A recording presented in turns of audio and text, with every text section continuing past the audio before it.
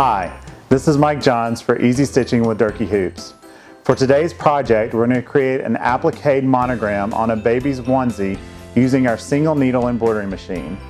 We'll complete this process using the Easy Frames for Single Needle Machines by Durkee Hoops. We'll walk through the process step by step, and at the end you'll see just how easy it was to create beautiful embroidered onesies using your single needle embroidery machine.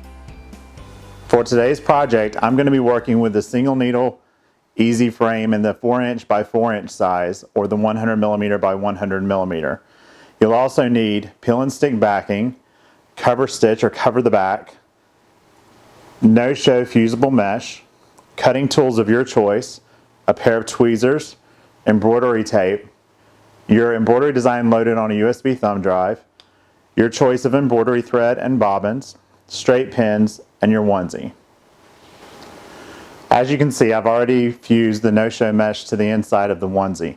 I've also used a straight pin to mark where I'd like the center of my embroidery design to be on the onesie itself. This will help whenever we go to line up our onesie in the frame.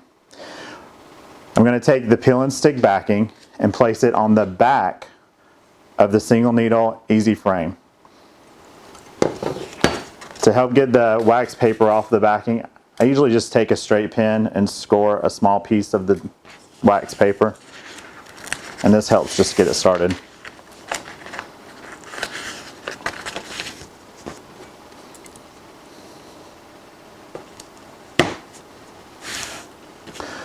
Once I have the sticky back paper on my hoop, I actually trim away the excess just because I don't need it. As long as I've got enough of the paper on the bottom of my frame, it will hold securely.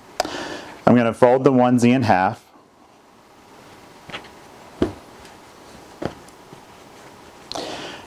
And then I'm going to use the markings located on the inside edge of my frame, which are my center points for each of the 4 sides, to align the onesie itself. The folded edge gives me the straight line for the vertical, and my pin, which I mark the center of my design, I can line up with the side edges to make sure that I have the horizontal straight as well. Once I have that 1/2 adhered, I take out my locating pin, and then I fold the onesie over and make sure it's well adhered to the sticky back. Next, we're going to take and roll the back of the onesie out of the way so that we have the embroidery surface exposed. To help do this, I actually take straight pins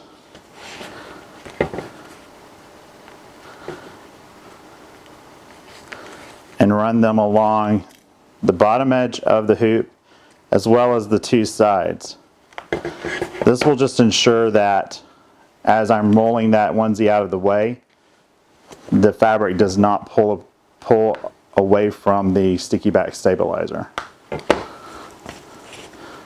We'll remove these straight pins once we get the actual onesie taped down. Okay. Once I've done that, I'm going to take and start folding my fabric out of the way. The goal here is to have all of the fabric out of the sewing field so that your actual embroidery foot does not catch any of the material. One little hint: when you fold your tape to the back of your hoop, make sure that your tape does not go in fully into your embroidery field. If it does, you'll sew through your tape, and then you'll have to go through and weed all of that out at the end of the process.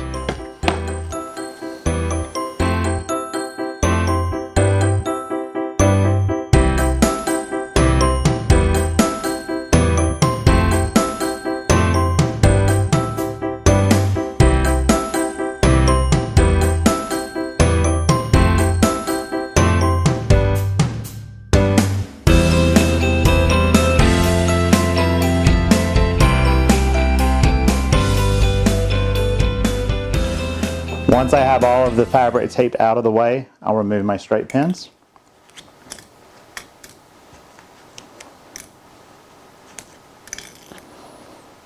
And we're ready to go to the sewing machine. I've got my embroidery design loaded on my machine and ready to go. I've also threaded the machine with the color that I'm choosing to sew out these first few steps.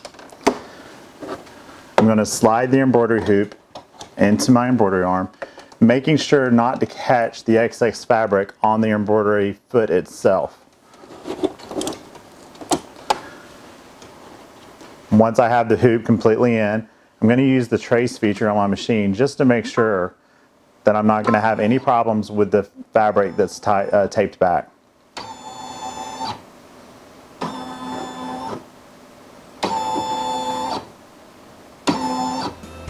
Okay.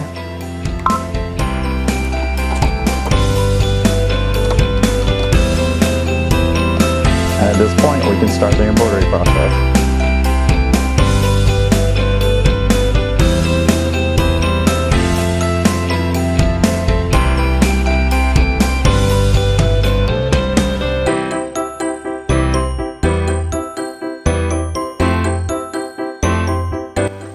This is an applique monogram design, so now that my background is stitched out, I'm going to let the machine go ahead and stitch out my placement stitch.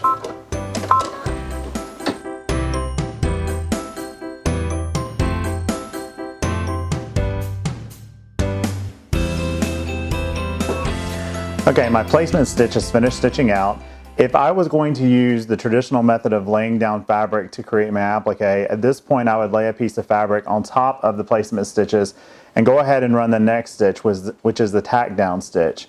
I've actually used a cutting machine to go ahead and cut out my applique, so I'm going to remove the frame from the embroidery machine and go back over to my cutting table so that we can position the applique on top of the placement stitches. As I mentioned, I used a cutting machine to cut my applique out. It has an adhesive backing on the back of it once I remove this wax film.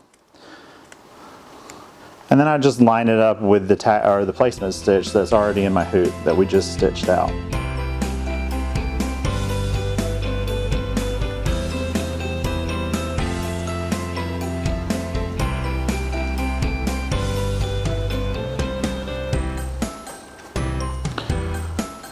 Now that I've gotten that in place, we'll go back to the sewing machine and do the tack down and finishing stitches on the project.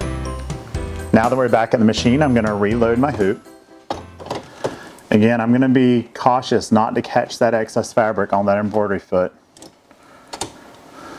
And once I've got it all loaded, I can start the next step, which is the tack down stitch.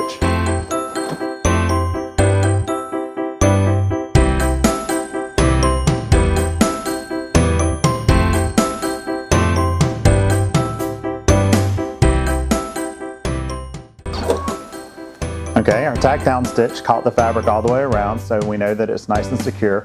So we can go ahead and move to the next step, which is our satin stitch.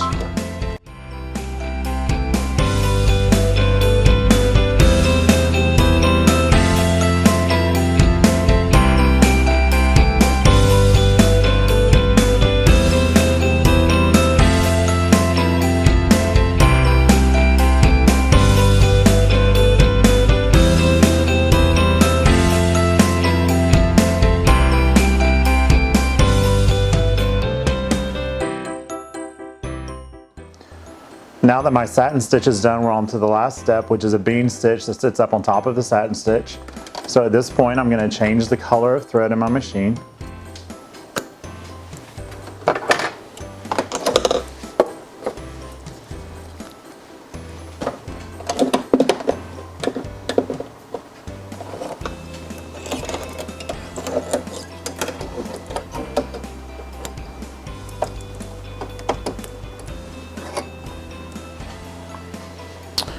When you're using your automatic threader and you're using you've got your onesie wrapped up around your frame, make sure that the actual automatic threader has enough room to lower and engage.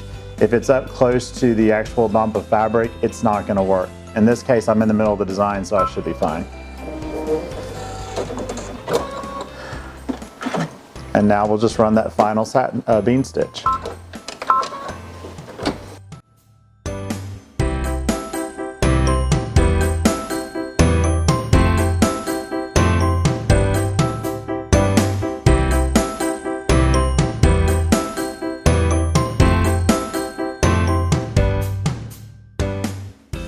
Okay, our design's finished, so I'm going to slide the hoop off of the frame off of the arm.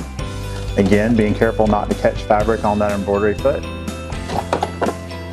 and we'll go back to the cutting table and unhoop the actual onesie.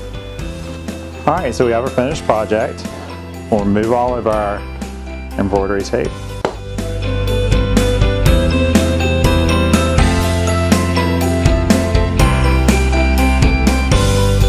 And then we'll pop the design away from our sticky back stabilizer.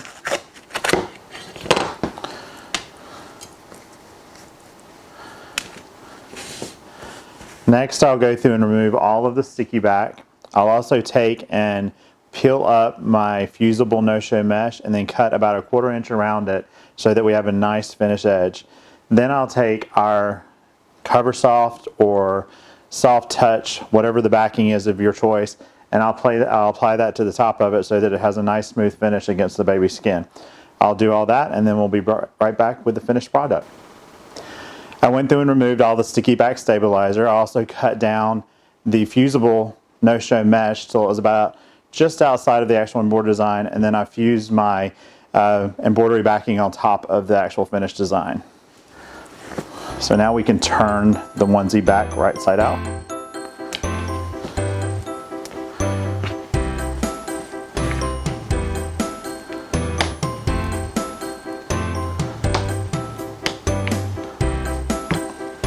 And we've got a great finished project.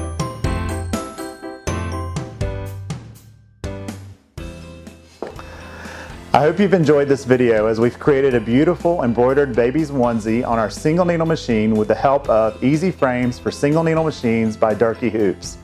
These hoops are available in a wide variety of sizes, so please contact your local retailer for additional information or visit the Durkee website at www.dehoops.com.